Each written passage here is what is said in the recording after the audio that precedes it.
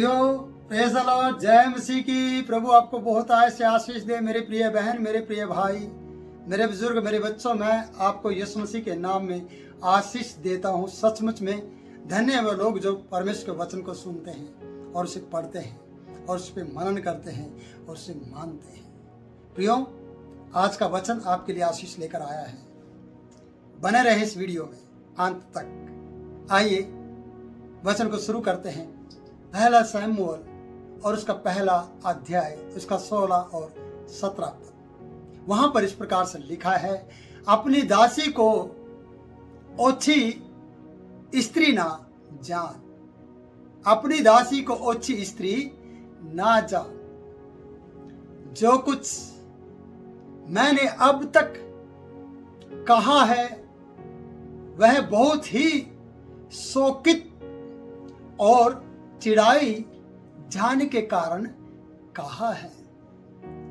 प्रियो, इस वचन से ये शिक्षा मिलती है कि जिस याजक ने इसके बारे में गलत विचार किए, जिस याजक ने इसकी ओर देखा, जिस याजक ने इससे बात की सवालों के साथ, जिस याजक ने इसे कहा तू नशे में है, कब तक नशे में रहेगी, कब तक नशे में पड़ी रहेगी, बैठी रहेगी, नशा उतार और चली जा।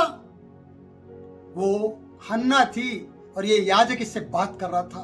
आज ये वही हन्ना है प्रियो, जो उसकी बात का जवाब देती है और बड़े पोलाइटली तरीके से, बड़े ही विनम्रता पूर्वक, और विनम्रता इसकी बातों में देखी जाती है। और ये विनम्रता क्या है और इसका उत्तर किस प्रकार से है। इसने कहा, अपनी दासी को ओछी स्त्री ना जा। और उसके बाद लिखा है, जो कुछ अब तक मैंने कहा है। प्रियो, जो कुछ इसने अब तक कहा है, इसके कई कारण हैं, लेकिन दो कारण हम यहां पर देखते हैं। पहला कारण है बहुत ही शोकित, दूसरा कारण है चिढ़ाई जाने के कारण कहा है। अब तक का मतलब आज के बाद नहीं। बड़े पोलाइटली तरीके से, बड़े ही विनम्रता पूर्वक, दीनता और नम्रता के साथ इस बहन हन्ना ने, बेटी हन्ना ने याजक को उत्तर दिया है और ये अपने पुत्र देने के लिए तैयार है। अगर परमेश्वर इसकी सुनी, आपके उत्तर और आपके पुत्र दोनों में फर्क है।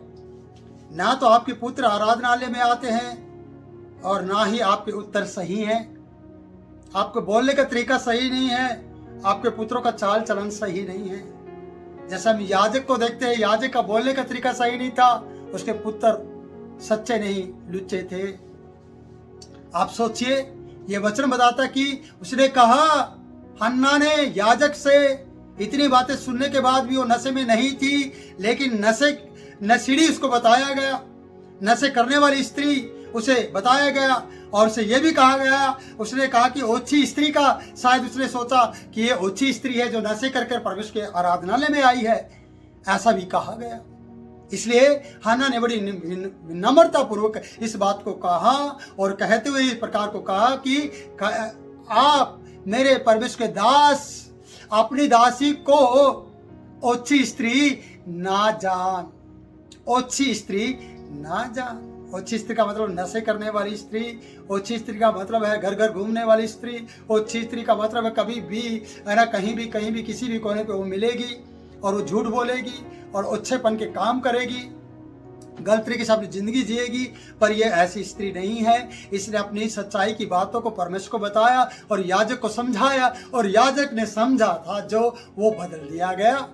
याजक जो से नशे में समझ रहा था, जो हन्ना ने समझाया या बताया, हन्ना ने विनम्रतापूर्वक बोल दिया कि तेरी दासी को, अपनी दासी को ओछी स्त्री ना जान। प्रियो, इस सबक से आपको सीखना है। आपके उत्तर परमेश्वर के पुत्र के नाम में आपके याजक के सामने, आपके पास्टर के सामने किस तरीके से हैं, आप अपने पासवान से किस तरीके से बात करते हैं, आप किस तरीके से अपने आप का, अपना चरित्र दिखाते हैं, आपका व्यक्तित्व कैसा है, आपका चरित्र कैसा है, आपका बात करने का ढंग, बातचीत करने का तरीका क्या है, ये आपको सोचना है। यहाँ पर इस वचन से पता चलता है प्रियो कि इसने कहा अपनी दासी को ओछी स्त्री ना जा। और जो कुछ मैंने अब तक कहा है, इसने बता दिया है जो कुछ मैंने अब तक कहा है वो बहुत ही शोकित और चिढ़ाई जाने के कारण कहा है। प्रियो, अब तक इसके होठ हिल रहे थे, याजक इसे नशे में सोच रहा था, ये बड़ी शोकित थी, ये बड़ी चिढ़ाई जाने वाला कारण परमेश्वर को बता रही थी। ये कह रही होगी, परमेश्वर मुझ पर दया कर, मेरा पति मुझे खुश रखता है, मेरा पति मुझे दुगना गिफ्ट देता है, मेरा पति मुझे उससे भी ज्यादा आशीष देता है और मुझे प्यार करता है, पर मुझे बच्चे की आशीष चाहिए। मेरी सोच मुझे चिढ़ाती है, उसके बच्चे मुझे चिढ़ाते हैं, मुझे उनसे डबल पति की ओर से प्यार मिलता है, भत्ता मिलता है, सब कुछ मिलता है, फिर भी मैं अकेलापन महसूस करती हूँ, फिर भी मुझे अकेलापन खलता है।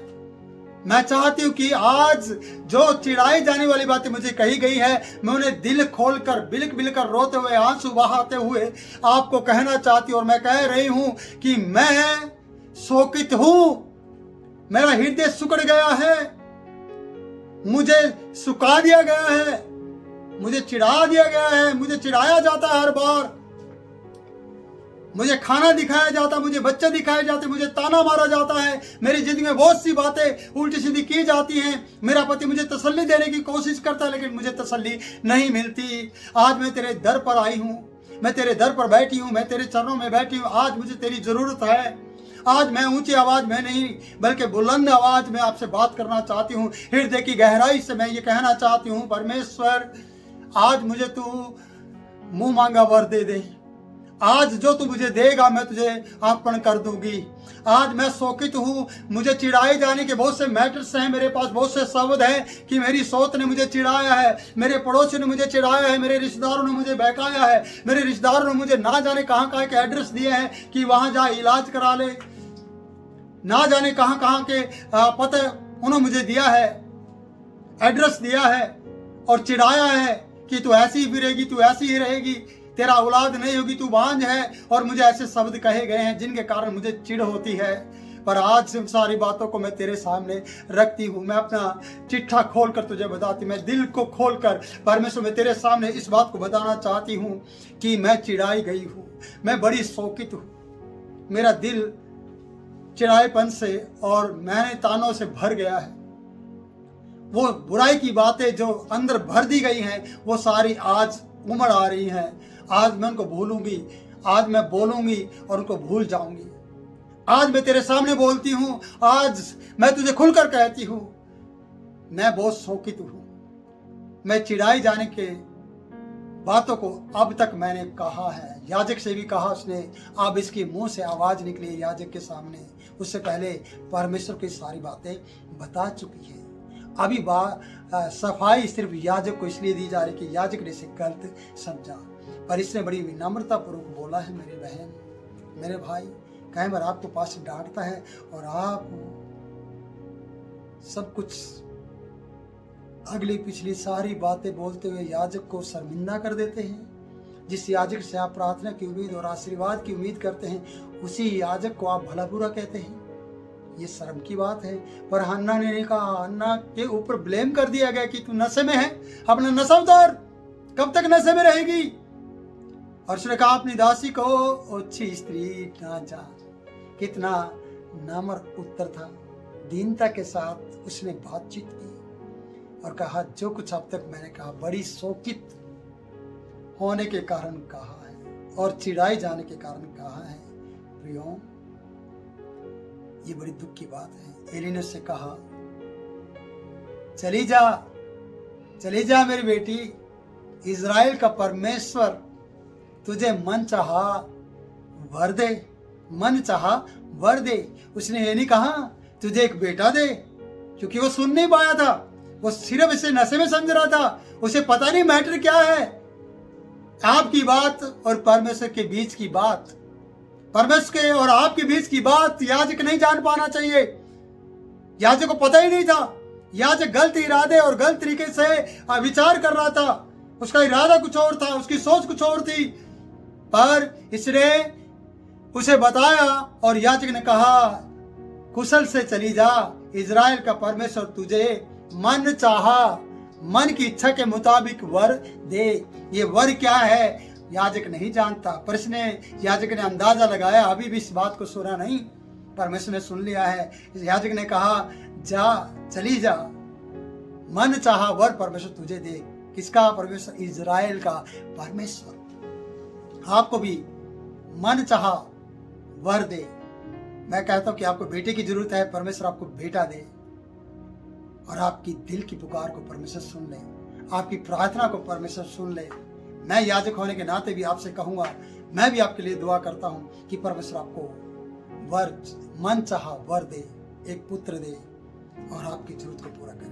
पर आप बड़ी नम्रता और दीनता पूर्वक बातचीत करें, याजक का सम्मान करें और याजक का आदर करें, अपने पासवान का याजक करें, अपने चर्च के लोगों को चर्च का और प्रार्थना आराधना और वहाँ की कुर्सी का और वहाँ के मैट और वहाँ के बर्तन का आदर करें। क्यों? क्योंकि वो परमेश्वर के हैं, वहाँ के लोग परमेश्वर के हैं। आप आदर के साथ बात करें, क्योंकि आपको आशीष पाना है, आपको आशीष लेना है।